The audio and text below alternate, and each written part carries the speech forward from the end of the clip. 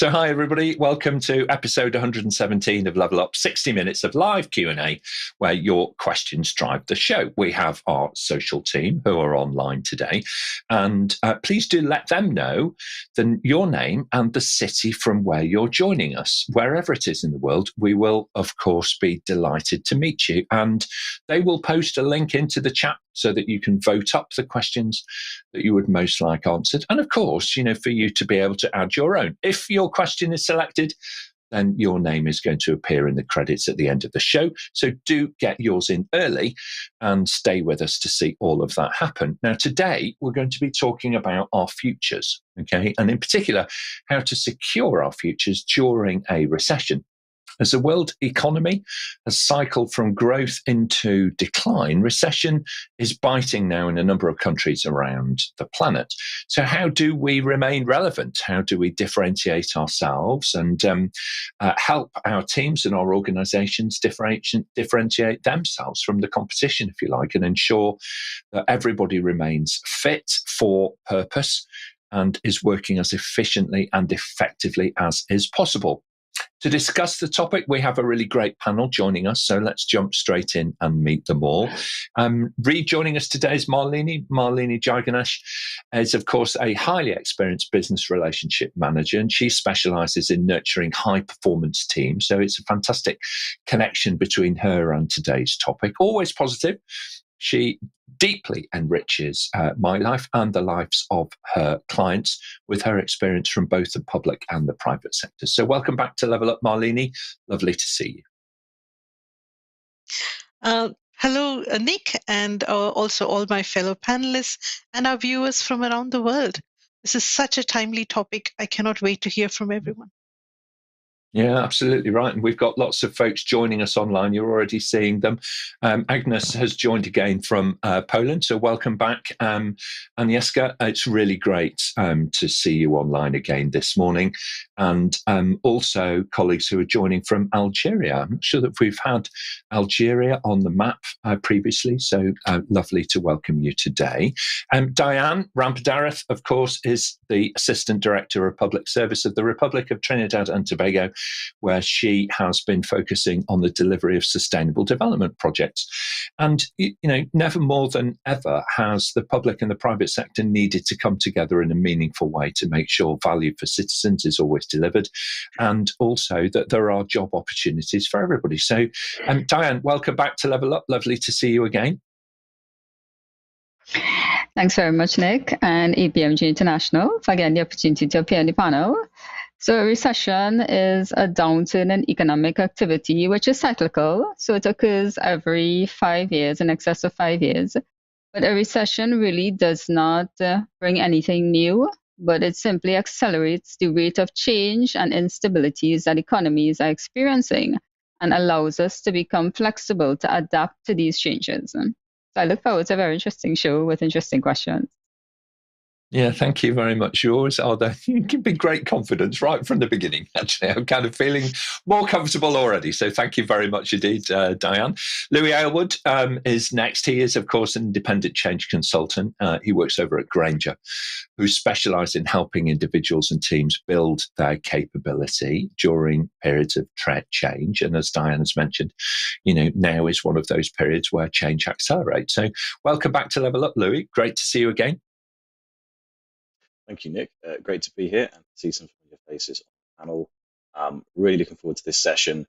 And I think it's really interesting to have a topic which is cutting across all the different professional disciplines that APMG offers accreditation for. And this, I think, is quite a universal theme. So really interested to see where we go with it. Yeah, most definitely. And thank you for giving us some more of your time to help us out here. I really appreciate it. Imtiaz Kaderbhoy is a business analyst, principally, and a trainer over with, it's a fantastic, such a well-titled organization, Savvy BA. How good is that? All right. Really, really spot on. So thank you so much. Delivering a range of consultancy. Imtiaz also does training, mentoring, coaching, and so on. And he really enjoys helping others secure new confidence, build new confidence, I would say, and new roles through their professional development. So welcome back to Level Up, Imtiaz. Good morning, and thank you for the invitation. And great to see an international audience. I've seen Ethiopia, Nigeria, Sydney. So good morning, or good evening, or good afternoon, and welcome. And I think a great topic. It's so pertinent at the moment, given what's happening in the UK and in Europe and also globally. So please do keep the questions coming in, and we hope to have a really good conversation this morning. Yeah, absolutely. Thank you very much indeed. And completing our panel today is Mart Rovers. He's a familiar face, of course, on Level Up, as are many of our panelists too, you know. He's the president of INTERPROM, where he leads teams both in the US and also in Europe nowadays as well to deliver their range of coaching, training and consulting services in principally in the fields of things like business relationship management, service management and the like. Although I think it's fair to say that as Mart's career has built, you know, he's called upon as a trusted advisor on a whole range of different topics now. So welcome back to Level Up, Mart. Great to have you on the show. Thanks for having me, Nick. Thanks for having me, APMG. Hello, panelists and all the audience. I'd like to start with an upbeat quote that says, it's very short, you know, during the midst of a session, never lose your passion. Absolutely. Never, ever lose that passion and that spark. All right. That is the thing that really does, you know, light the fire in everybody. So you're absolutely right. Thank you very much indeed, Mart. Now, our question master for today rejoined us after a little period of absence from Level Up due to some building renovations and all kinds of different things going on. So Suchitra, very warm welcome back from the beautiful city of Bangalore in India. How are you and how was your weekend? Hi, Nick, and hi, everyone. I'm really happy to be back again after a while. And yeah, my weekend was good, and I'm looking forward to the show today. All right. Okay. Really wonderful to see you again. So look, everybody, thank you so much for joining online. We've got an eclectic group of folks from all over the planet. Really, really great to welcome you all today. Do get those questions in early for the panel. Suchitra, if we can, let's jump straight in. Just before we do, panelists, if you've not had the opportunity to already, just open up the chat for me so that I can see that you've got that running. Do let me know that that's all up and running for you. And Suchitra, if we can, please, let's have our first question. Our first question is from Emma. How do you go about goal setting, particularly as it relates to your professional development? Now, Emma, this is a great question because as a natural procrastinator, I will tend to put goal setting off a little bit. Dianne, why don't you start us off and then we'll hear from Louis? So professional goals help to improve your career, and some of the things that you can do in your goal setting is decide what exactly you would like to do or what you'd like to achieve. So you can look at a period of approximately 5 years. Where would you want to be? What job title would you want to have? Also, you can reference your previous performance review or performance appraisal, where your employee would have probably indicated areas for future growth and development. So you can also look at that as well. It's such an important part, isn't it, of our relationship, you know, both with our line managers and also our organizations, that annual appraisal. I think sometimes it can feel as the individual that you're the one doing a lot of the work there, or at least that can be some people's experience. So it's worthwhile bearing that in mind, that there is value in it for you as a person as well as for the organisation. So thank you very much indeed, Dianne. Great thinking. Louis, next, please, and then we'll hear from Malini. Yeah, thank you, Nick. Well, I have a question for Emma, which is, why are you only thinking about goal setting now? And is it talk of a recession that's encouraged you to look at goal setting? Because we should be goal setting all the time. It shouldn't be something that we do simply because we feel that there's a crisis coming. So Emma's not here to answer that question, unfortunately, but I think it is one to reflect on. In terms of how you do it, I mean, I think Dianne said a lot of really good things there, and there is, recognized good practice about making your goals specific and measurable, actionable, so on. I would say, do it with caution, because the risk here is if you're trying to set goals that are separate to what you're doing in your organization, your sort of personal career goals, you're doing that in your spare time. So do it with caution and do it with cognizance of what you've got going in your personal life. If you have a family, if you have lots happening in your personal life, be realistic about the amount of time you can spend on these goals. Better to set a realistic goal and achieve it than to set a dream and be constantly frustrated with yourself. Yeah, you set a really good point now. I think as human beings, we need to be able to visualize and acknowledge our progress. So setting goals in baby steps initially might be a good way to go about it and get off onto a journey which is going to yield proper benefits for you. So really good advice there. Thank you very much. And Louis, I totally agree. It's not something that should have been invoked just in the last few months. It should be something that we do all of the time. Excellent. Thank you very much indeed.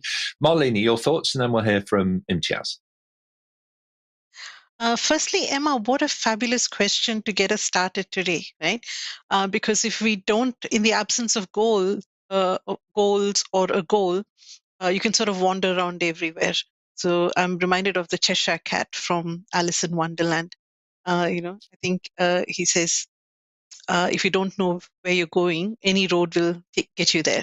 Right? So it's really important to set goals. I concur with what Dianne and Louis have said. One other thing that I would like to add to this, Emma, is also consider how you'd like to feel.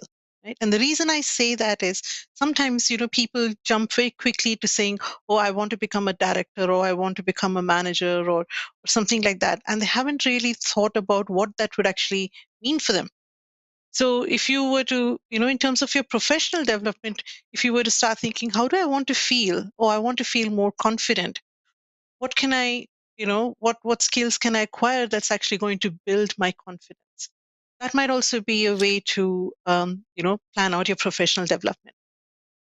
Yeah, I certainly agree with that. I think sometimes, we're asked to focus a lot on our weaknesses when we're looking at professional development. And sometimes it's really good actually to think about what you enjoy and what are your strengths, and, can you build those as well as part of that approach, and, get yourself feeling, a little bit more confident, a little bit more radiant, even whilst you're doing your work. And we'll come back to that thinking about what is it that you're looking for a little bit more, I think, a little later on. So thank you, Malini. Imtiaz, your thoughts, please. Yeah, good morning, everyone. I guess just two quick points, really. And I think it's important when goal setting and thinking about development to think about the hard and the soft skills as well. So often in IT or in the work I do, people focus on the process model or the data model, but actually facilitation, leadership, team working, and those softer skills are equally as important to have in your mind to develop. And also, I guess, just secondly, keep it realistic and achievable. And we talked about it a bit earlier, but actually just making sure that if you're going to set yourself, a month to learn a new skill, just make sure you've got enough time to actually achieve it. And so when you achieve a goal, you feel a lot better about yourself, and you want to then set the next goal and keep working towards the end goal, as it were. So just be realistic in terms of how you manage your time to not get yourself down, to make sure you can actually, achieve what you set out to achieve. Yeah, that's certainly true, isn't it? And that little acronym for people, of SMART is a really good way to kind of think about things. Specific, I think Louis introduced it. Specific, measurable, achievable, realistic, and time-bound. Was that right? Timely, indeed, yeah. So there's little point in, if you're going to climb Mount Kilimanjaro, as something for a personal ambition, you need to start with, being able to get some walking in locally. There's no point in just going to, right, okay, I'm going to go and do that. You need to build up to it. So what do you need in order to be able to achieve that overall kind of goal, and break that down into realistic kind of smaller goals, if you like, or milestones on the way to the overall objective? Excellent. Really good. And what a great question. I totally agree with that, Malini. Excellent question from Emma to start us off. Let's move on, if we can, Suchitra, and we'll take our next question, please. A question from John. What would you say was the best way to measure my value so that I can evaluate my personal value proposition? All right. Okay. How can we measure our value? Well, John, I would say to begin with, value is something generally which is measured by a third party rather than by ourselves, if you like. So value will often depend on other people's input as well as our own self-perception. But there's probably a mix involved in that. Malini, let's hear from you first, and then we'll go to Dianne. I agree with you, Nick. The measure of our value should come from a variety of different sources. And one of the things that I do is to, at regular intervals, actually invite feedback from the people that I work with. And I ask them to put a little bit of thought into that feedback, so that it's not just, oh, you were good, or that was great. What about what I did? Or what is it about my approach that you think made an impact or made a difference? And I think that's been incredibly helpful for me. That's a really interesting line to explore, isn't it? When you're, trying to get feedback, from colleagues, to kind of drill into it a little bit further and say, yeah, that's great, because otherwise it can come across as rather like a platitude almost. It's just something that we always say to be polite. Oh no, I really enjoyed that one. Yes, that was very helpful. Thank you. Okay, so what specifically, and also everything can be improved. Everything can be extended. Everything can be more effective or more efficient, and so on. So there are different dimensions to how that performance may be improved over time. All right, very good. Dianne, your thoughts, please. Then we'll hear from Louis. So in measuring your value, you can do some introspection and some self-reflection. And you can look at your work ethic, which gives an idea of how willing you are to work. You can look at how adaptable you are to change, because we are living in an ever-changing global economy and organizations do change. And you can also look at how self-motivated you are to not only contribute to the organization, but to develop holistically as well. Yeah, I think that's really important to get those kind of attitudes and beliefs embedded in the process, because otherwise you're going to be fighting with yourself all every step of the journey, if you like. Louis, your thoughts next, please, and then we'll hear from Mart. Yeah, thank you. Well, I think John's already on a really interesting track here, because he's called out the term value proposition. And that's quite a specific term. And I think that actually, if you, I think drawing on ideas from business, from marketing, and then applying them to yourself and seeing yourself as something that needs to be marketed in the job market is a really good insight. So thank you, John, for introducing that idea. Value proposition specifically. So I think continue with your current line of thinking. Go deeper into the notion of a value proposition. Your current or potential future employers are your customers. What do your customers want? What do your customers fear? And what do your customers need? And how can you express that? And when you get into the question around what they fear, that's interesting in a climate of recession or potential recession. So whatever sector you work in, you will understand it to a certain degree. See if you can go deeper in that understanding. What are the things? What is the worst case scenario for that sector in this recession or impending recession? And what can you say on your CV that reassures them and that you can evidence?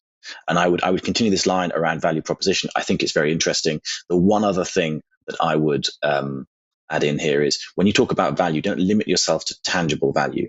If we're drawing on insights from other areas, and there's lots of really good insight from the world of advertising around intangible value. People are remarkably motivated by intangible value.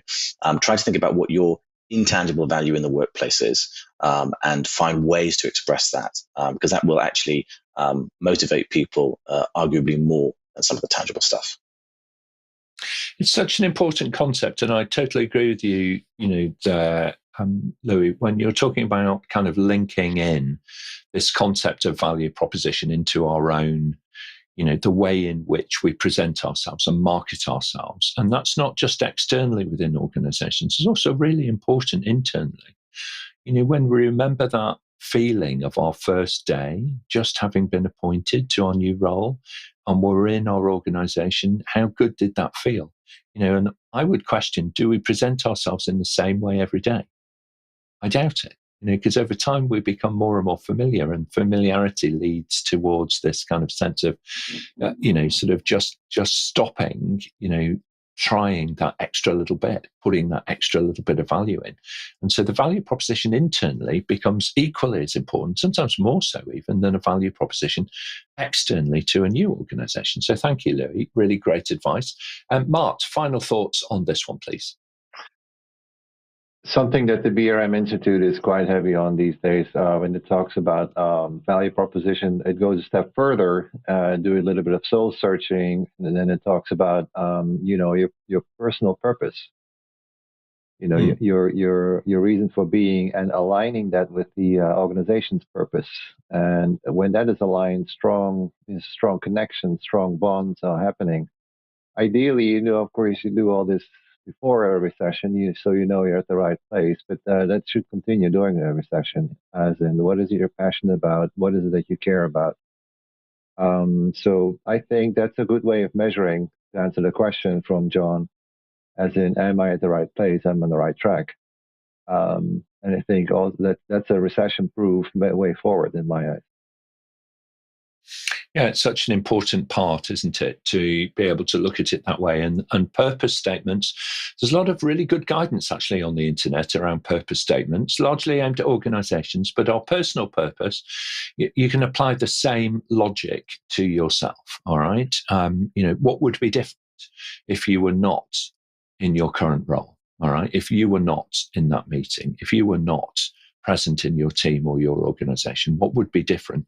So what is your personal purpose? What do you bring yourself? All right, very good. Idara, thank you so much for joining us from Nigeria. Really great to see you online today. And Agnieszka as well, over from Warsaw, I think it is actually. Oh no, it's not. It's Zadunek. And I've mispronounced that. I'm quite sure of that. So thank you very much, Agnieszka. With your patience, do phonically let me know in the chat, all right, on social, how I pronounce the city where you are from.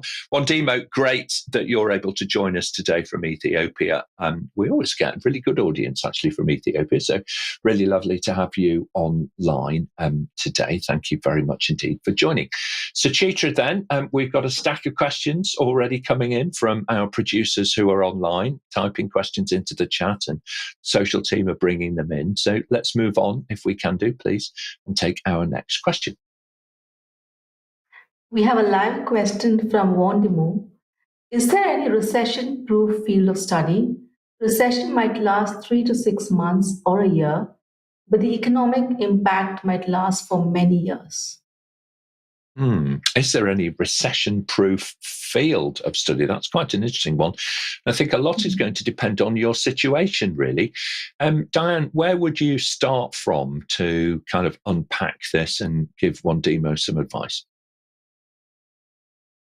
So change is the only constant. So a change certification can help you and add a lot of value, because organizations are always going through change. So a field of study can be change management, change leadership, and becoming a change agent can assist you. And so change is the only constant. So a little bit less, on the, kind of domain that you're working in there, Wandimo, and a bit more to kind of think, a bit more kind of laterally, if you like, around your situation. Mart, what are your thoughts on this? The way I unpack this one, I go straight to information security or cybersecurity, as in there's still plenty of opportunities, as in open positions that are not being filled. I mean, it won't go away to secure, our world, so to speak. In other words, that's a field of study. You don't have to worry about having opportunities going forward. And those sorts of domains you can find quite easily, really, when you do some research online. Just look at, the number of roles that are appearing on job websites and so on that are in high demand, and the sorts of skills that go with them. Imtiaz, what are your thoughts on this? Are there any truly recession-proof areas of study? Possibly in some fields, but I look at it, especially in IT. and people are clamoring to jump on the AI bandwagon, cybersecurity, and there's a bunch of others, right? But I guess pick something that maybe is relevant to you, you're interested in, you actually want to get into, and develop an interest and a passion for the area too. Don't just do it because it's the next flavor, or the next hot trend that's coming up. And again, I said it earlier, also think about that personal side. It isn't sometimes about the next badge or the next, hard skill that you can develop. There is another side to, and showing in your workplace actually how you can be an influencer and a leader and play more of an active role in where you work as well. And sometimes those softer skills can play just as, a larger part of your development as some of the harder aspects. I totally agree with that, Imtiaz. I think that, one thing that we often overlook, we tend to kind of focus in on what I would call the objective qualifications that are out there, in a specific field that is in demand. But one of the areas that differentiates you as a candidate, if you want to apply for one of those roles, ultimately are your softer skills. So can you communicate well? If you're looking for a role that is all about, search engine optimization, then it actually starts with being able to write really good copy. So what is your authoring like? What is your editing like? What is your teamwork like? How do you relate to and facilitate with other people? How do you visualize? How do you run ideation sessions? How do you, create value from nothing where people are stalled with a problem? These sorts of skills are the ones that make outstanding people. And it doesn't matter what your technical specialism is. If you're able to round out some of these kinds of areas of your career and your own capability, then you're really going to set yourself apart from the crowd. So plenty to think about there, Wandimo. I hope that we've given you some food for thought. So thank you very much for your question. It's a really great question. And thank you, panel, for your thinking. Suchitra, if we can, let's move on. We'll take our next question, please. We have another live question from Dr. Nabil. Can we look into the future without assuming our responsibilities in the present, especially around the future of humanity as a whole? Well, this is quite a big question, which it's going to take us a moment or two to, start to have a little think about how we might answer it. I do think that you're touching on a topic which is true to the hearts of many. We've just had another climate change conference where the world has come together to consider what is the long-term, perhaps unintended consequence of some of the decisions that we're taking in the short term. And so we do need to take a very much more holistic view of the kind of impact that we are having, certainly from a climate change perspective. Dianne, what are your thoughts on Dr. Nabil's question?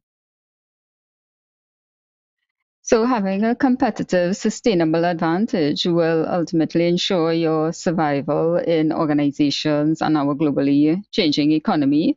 So you can look at investing in your future and continued learning, whether it's in your present technical capacity or capability, or perhaps another sustainable area that you may want to look at. So as you mentioned, coming from COP27, environmental sustainability, reduction of greenhouse gas emissions are very topical. So you can also look at an area in environmental sustainable development. And you could also look at emerging trends in your present industry, look at the challenges and what area can be developed to improve your industry. Thank you very much indeed. Mart, your thoughts, then we'll hear from Louis. When we all get along, great things can happen. Right. And that takes me straight to what the Business Relation Management Institute is putting forward, as in, let's focus on business relationships, get healthy relationships, because then great things can happen. So, that's definitely good for humanity, but also for organizations and within organizations, between organizations. So I would say focus on that. And that's also recession-proof, by the way. It could also be answered from the previous question. Yeah, it's a really good point. When you bring like-minded people together, and we've just seen in New York over the weekend the awarding of the Earthshot prizes, and there were some fantastic ideas. One group, one team that has been working on developing sustainable fuels and more efficient stoves, very low cost, very local provision of heat and fuel for cooking. And it's a fantastic piece of work and very worthy winner of one of the awards. And that was just one that kind of springs to mind. So thank you very much indeed, Mart. Louis, your thoughts on this? Yeah, thank you. So, as you said, this is a huge question and takes us way beyond the sort of topic we've drawn here to discuss. But it's really interesting, and I'm very glad it's been asked. I think what is true is that as people over the next few years start to reconsider their position in the job market, maybe start to enter the job market, many of them will be motivated by a higher ideal to do with sustainability, to do with issues of global warming, and we've talked about that. And I think that's interesting for those out there who are looking to coach, and that's interesting for those out there who are looking to work in recruitment. That's a theme that they all want to pick up on. I would take a slightly cynical view and say, listen, with all these high-minded people running off to save the world, there'll be lots of job opportunities in tobacco companies and oil companies and arms manufacturers, and they still need good project management. They still need cybersecurity. So if you want to be really cynical about this and leave your ethics at the front door, there are going to be some interesting opportunities in the years ahead. That's somewhat tongue-in-cheek. I'm not advocating people go and work in the arms industry on an APMG show. The one thing I would say is I would just encourage all the viewers to, when we talk about the future of humanity, that's not just about the current much talked about trends to do with environmentalism. The future of humanity also needs good project managers to deliver projects on time. The future of humanity also needs good leaders and good communicators generally. So I don't think that just because you're not going to work for the World Wildlife Fund, you need to necessarily think you're not playing a role in the future of humanity. No, I agree with that as well. It was just simply, it's quite interesting, isn't it, how different questions prompt our thinking in different ways. And this is where you're seeing the power of the panel. Everybody is looking at this from a slightly different perspective. And I think you're absolutely spot on, Louis. You know, there's a whole range of industries and activities and human endeavors that preserve this sense of humanity, you know, above and beyond a tangible, you know, kind of statement around things like climate change, for instance. So, yeah, very good. Thank you very much indeed. Malini, your thoughts, please.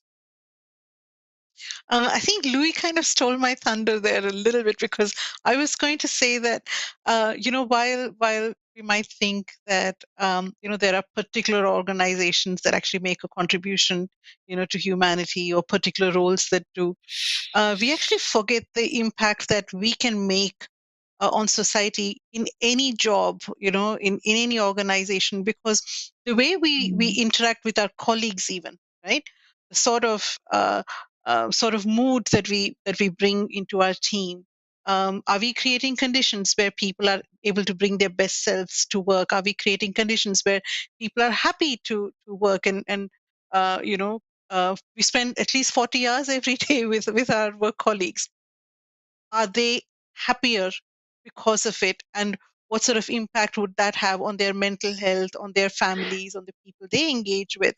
So I think each one of us actually has far-reaching impact beyond what we can imagine. Yeah, you're right, and I think very elegantly you have linked the two elements of this question together. You know, our current day-to-day responsibilities. Let's not assume that we can just go about doing those in any which way but loose. You know, how we go about fulfilling those current responsibilities has a huge impact on other people and can make all of the difference between creating an environment in which somebody's ideas and talents are able to flourish and be recognized and for them to grow, or the antithesis of that, where you feel excluded instead of included, where you feel that instead of people welcoming a diverse set of opinions and thoughts, you know, that you feel polarized. And I do think that it's something that we need to take very seriously as a group. Today on Level Up, we're having a discussion and a debate where there are many opinions being shared, and we try and avoid polarizing opinion into one direction or another. Let's take the time to be that ambassador when we're online, when we're on LinkedIn, when we're on YouTube, when we're on other social platforms, for us to embrace the diversity of thinking and to be more inclusive, to be more open to other people's thinking, and to see how that can actually enrich our own lives and our own humanity. So thank you very much. I think, Dr. Nobel, you've elevated us today. So thank you, my friend, from where we were discussing one dimension, and you've taken us up into a different dimension again. So we really appreciate that. Thank you very much indeed for that question. Suchitra, let's move on, please, and we'll take our next question. We have another live question from Emma. One of my friends is on a tight budget but wishes to change careers. Are there cost-effective options the panel could recommend?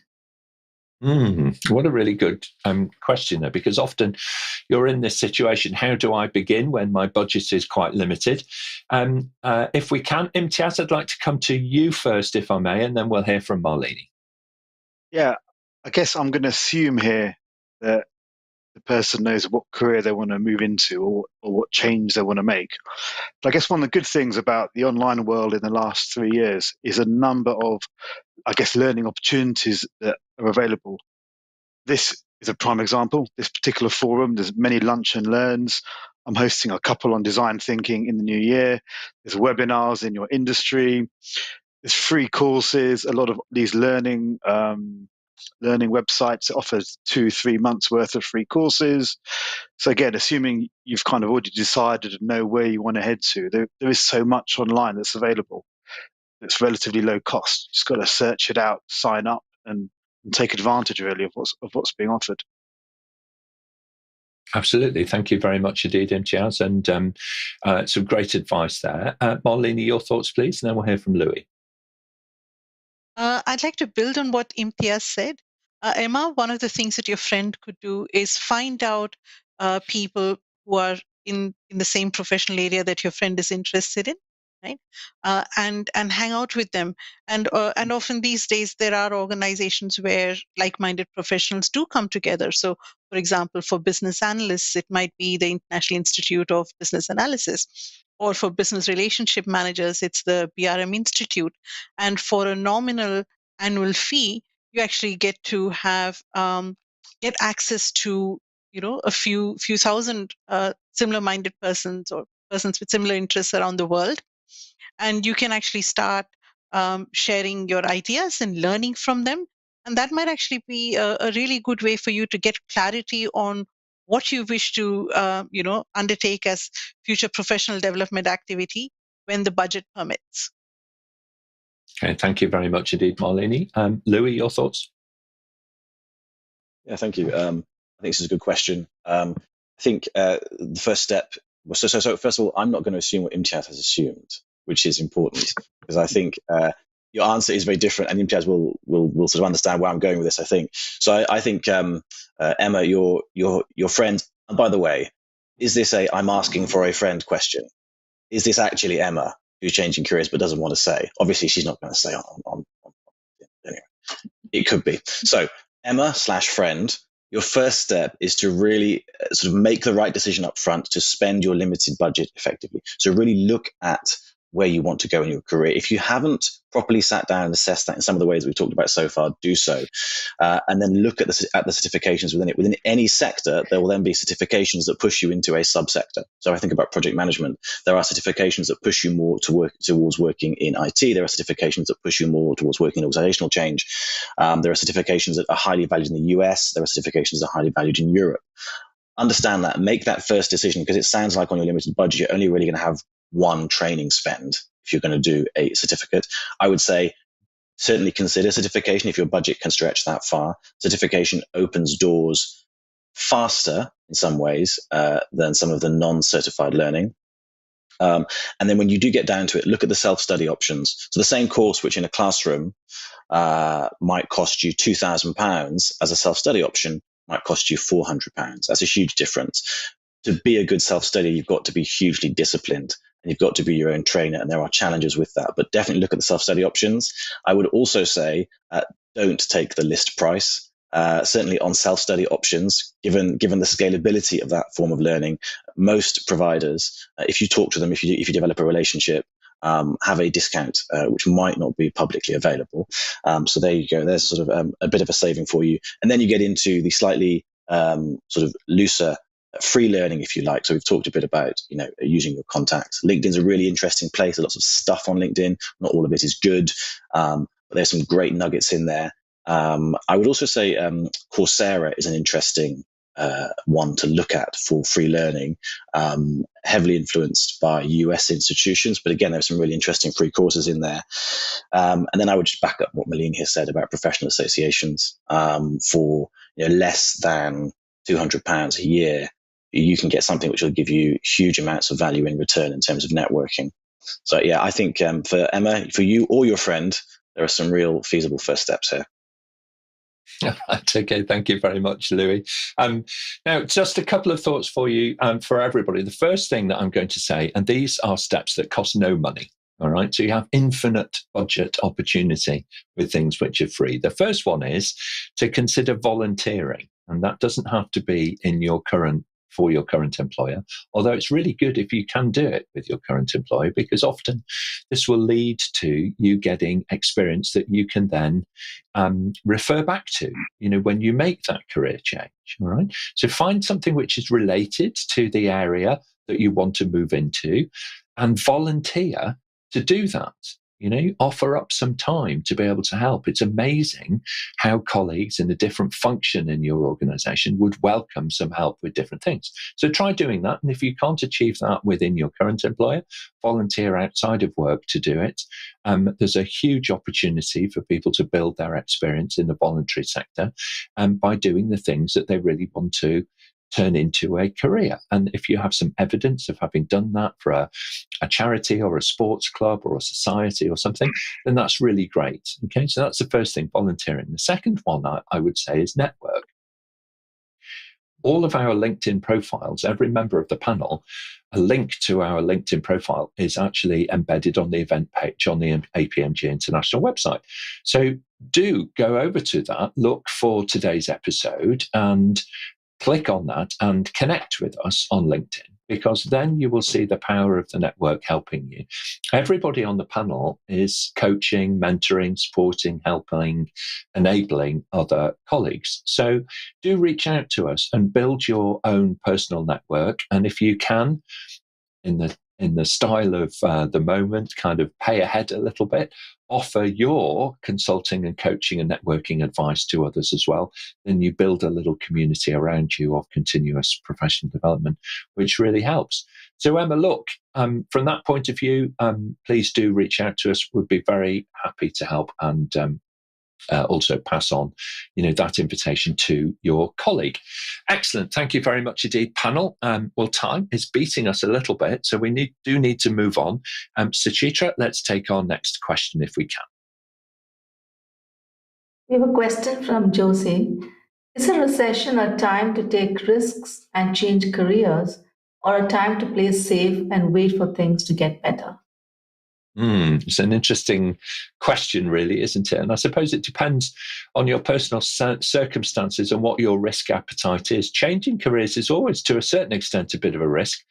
But you know what? We spend a huge amount of time at work. Marlene referenced this earlier, didn't she, when she was saying, we spend a lot of hours at work. So if you're doing something that you're not really enjoying, people are going to tell, all right? They're going to see that it's not the real you. Whereas if you are able to choose something that you really enjoy, then wow, your face is going to light up. You're going to have a spring in your step and you're really going to enjoy every day. And that is definitely going to shine through. Dianne, your thoughts on this one, please. So in a recession, there's growing uncertainty, and therefore you may want to be a bit cautious with regards to your career changes, although change is good. But there's some industries and some areas where during a recession, jobs are more at risk than others. And these can be like restaurants, hotels, real estate.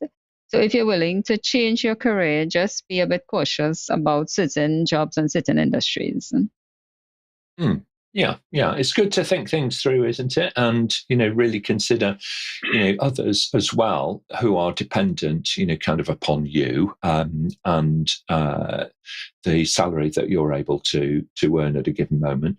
But I would say that, no matter what the economic cycle is, the determined and the people with passion are the ones who generally succeed. So, don't be faint-hearted when it comes to this. Gather the advice of friends and family and so on, people who know you well, and build that sense of community around you before coming to your conclusion. Very good. Let's move on, please. Suchitra will take another question. Your question from Roy: what type of mindset should I cultivate to become more resilient? Resilience is a super important part of our kind of human makeup, if you like, during times of great change. Panel, any techniques that you could suggest to help here, Malini? Okay, I'll kick us off with one suggestion, because I'm sure the other panelists will have some great ideas as well. So, Roy, something that I use for myself, I always think of myself as a work in progress. So it means that, when things don't go according to plan, I don't feel overly dejected. I can bounce back, and I know, I'm a work in progress, and I'll do better next time. It also means that even when things are going well, I don't feel complacent, and I'm always looking at how I can stretch myself in different directions, right? So I think that's really important. That's an important part of being resilient for myself. Okay, thank you very much indeed. Really important ideas there, and some great thinking. Thank you, Malini. Let's go to Mart next, and then we'll hear from Louis. Short answer, I would say a growth mindset. Be open to new things, be flexible. Things are changing, fast these days, and that won't slow down. And always keep the bigger picture in mind. So think big, and again, be flexible, and then you will be resilient. So growth mindset, my answer. Excellent. Thank you very much indeed. Louis, your thoughts? I think that there's a concept which I find very useful, which is to think of every sort of action or event that you're going through that may increase or decrease your resilience as not being part of this one long sort of narrative in which you're reinforcing ideas about yourself, as in, I struggle here or I'm strong there, but simply separate events connected in time. So a string of pearls is the metaphor which is often used. As you go through work, as you go through life, every event is going to be a string of pearls. You can look at each one independently. They don't have to connect. It doesn't have to tell you that you're on an upward trend or a downward trend. And each pearl will contain a grain. Even in your best moments, there will be something which is not working. There will be something which you're not doing, and you have to accept that. So, sort of don't. I think the danger is that when we start to reflect on ourselves and reflect on a theme like resilience, that we start to tell ourselves stories about ourselves, which either boost our ego and make us vulnerable to that one bad event which collapses the whole thing, or are negative narratives that push us down. And just try to avoid building too much of a story about yourself. See these events independently. Yeah, thank you very much indeed. I love that idea about our lives being like a string of pearls, and particularly from a career perspective, because they are absolutely like that. And don't forget that pearls they're not the same size when they start growing. Okay, they're really tiny. They're really tiny. And I think and biology is not my best subject, I'm afraid. I was more a physics person when I was at university. But I imagine that a pearl grows around an imperfection, a grain of sand, or a tiny fragment that then starts to collect the material that ultimately grows into the finely polished pearl. So great things can come from imperfect beginnings, all right? It really can make a very big difference. So with that in mind, there's a couple of things for you. The first one is, in terms of resilience, think about it this way. There's an organization called Just Eat. All right, Just Eat. And these folks set up a business in order to be able to do home food delivery. They don't own any restaurants, but they work with takeaways and people who create food, who cook food. And their business model is really to have an app and you order from them and then somebody delivers it to your home. Pretty straightforward and fairly commonplace now. But when they began, it was not. And there's a really good set of presentations online. I don't have a link to it myself, but I'm asking the social team to have a look, see if you can find one, which is a presentation from them, which basically summarizes it as saying that a no, when you're in selling, if you get a no is only for today. Right? A no just means no today. It doesn't necessarily mean no tomorrow or in the future. So it's really good idea to build this resilience, to just accept that you'll get a lot of no's, right? If you're in the performing arts, you go to a lot of auditions where people say next. Next is the kind of socially acceptable form of no. Next, bring me the next performer, please, and so on and so on. So you get a lot of rejections in life before you actually find that breakthrough role. So that's the first part. The other one is I follow a chap online called Ben Aldridge. He's an accomplished author, and he's written a book called How to Control the Uncontrollable. All right, it's a really lovely read. Do have a look for that online. And it gives you a whole range of little techniques that you can use to build your own personal resilience up, okay, from the fantastic experiment that was built in the 1950s of taking a banana for a walk, which is a very simple idea. If you have a fear of being kind of looked at and thought of in a negative way, tie a banana to a piece of string, walk around in a crowded place. And it's not about the banana. It's actually about how you feel when you put the banana away and then you walk out next time, and how confident you feel because suddenly life is transformed for you.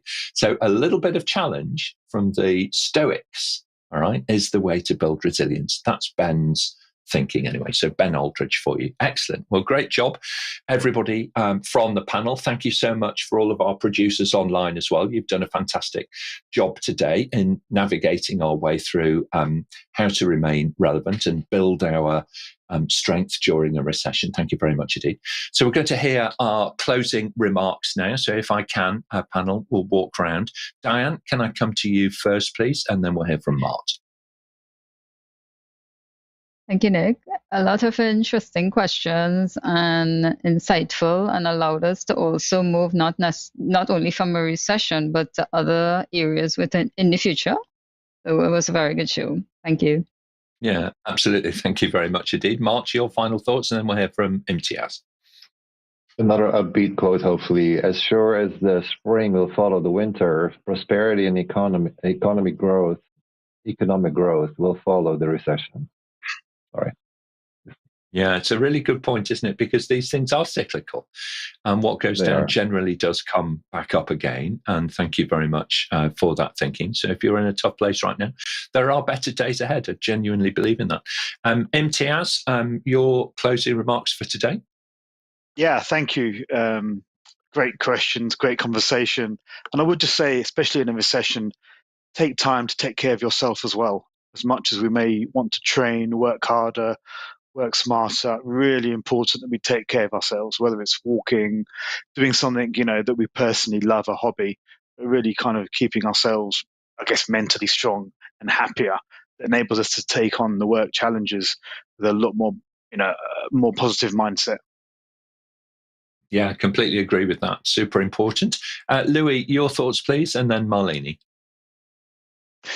I thought it was a really good session, and I enjoyed the way that by having a theme that cuts across all areas of work, we were able to get onto some real fundamentals. I thought where we got to at the end of the session was really interesting about how you see this. And actually, there was one thing that I wanted to say, and I had it in my notebook at the start. I was waiting for a chance to say this, and I never got it. So I'm going to say it now because I think it's quite a key insight, which is you can never secure your future. So I know the title of this session is How to Secure Your Future in a Recession. Well, you can't. You cannot secure your future. Even in economic boom time, something can come along and knock you off course. So I think people need to accept that, and we need to be very accepting and stoic about this, Nick. What you can do is you can very slightly change the odds in your favor. And if people go back and rewatch this, they will find from all of my fellow panelists a huge raft of good tips on changing the odds in your favor. If you see it like that, I think it's altogether a less daunting challenge. Completely agree with that. Thank you very much indeed, Louis, moving us from the absolute to the relative. Really, really important perspective to have, and one that will stand the test of time. I'm quite sure of that. Thank you very much. Malini and then Suchitra. As always, I've really enjoyed this conversation. And just building on what Louis has said, for a small investment, here are two books, book recommendations, right? And I think these books will help to shift the odds in your favor. One is called Work from the Inside Out, and it's by Tammy Gooler-Loeb, and I'll share the link. And the other one is called Reinventing You by Dory Clark. And both are absolutely fabulous books that I've used. Dory actually talks about how she got laid off, in one of her early jobs, and how that completely reshaped her thinking about her career. So, good luck to everyone out there, and take care. Okay, thank you very much indeed, Malini, and we'll try and get those links through to our audience online during the next couple of minutes. Excellent. Suchitra, what are your thoughts on today? It's been a really fascinating journey, hasn't it? From the kind of obvious questions through to ones which have really taken us up onto a different level today, different plane. Yeah, I think there were a lot of variety of questions and some amazing answers from the panelists. I personally look forward to reading the book recommendations as well. So thank you to the panelists. Yeah, there's always, I always run out of time. We're trying to read all of the books, everything that everybody recommends. I kind of think, oh, that's a really great idea. And I make a little note, I should set myself some more realistic personal goals. That's what I need to do to be able to get some of this stuff read. But if you're thinking about Christmas, and Christmas is coming, and if you've been good this year, then who knows? You might be rewarded with a little gift that you can spend some time, learning and reflecting online as well. So very good. Thank you very much indeed, panel, on behalf of all of our producers who have been online today. I'm just looking across at, there's a vast conversation that's been going on social media. So thank you very much indeed for all your thoughts and advice. Thank you to our producers from Northern Europe to West Africa, from West Africa to Australia, and from Australia all of the way up and across the Indian continent as well, just to mention just a few there. Really great job. Thank you very much indeed. So look, thank you for your excellent questions today. Do watch out for your name in the credits if your question was selected. Now, over on our website, you can, of course, search for and find answers to more than 1,500 questions that have previously been asked on other episodes of Level Up and other programs that we produce. Connecting you with 170 or more experts from all around the world. And there is an audio version of each show, which is published every week onto all of the popular podcast platforms. So whether you're on Apple or Amazon, or you're listening on Spotify or any of the others, please do Google Level Up Your Career with APMG and download the podcast version. It's a really super way to consume the content. Take a moment, if you would. It's really helpful to us. Please do like and comment, share and subscribe to videos. It doesn't cost you anything, and it really does help other colleagues discover the content that we're producing for you every week. Looking forward now. All right, so coming up on Friday, we're going to explore why it is that everybody could need to be a little bit more agile, and all of the connotations that has, before next week. We're going to have a week of reflection a little bit and preparation for Christmas. We're going to do two shows where you get to have a sneak peek behind the scenes a wee bit and get to know some of our panelists a little better as well. Subscribe to the show, and we will, of course, send you a personal summary of what's coming up and how you too can join us here on the panel and level up your career with APMG. So thanks very much, everybody. Have a great time. Hope your week goes well, and we'll see you on the next show. Thank you. Bye-bye now.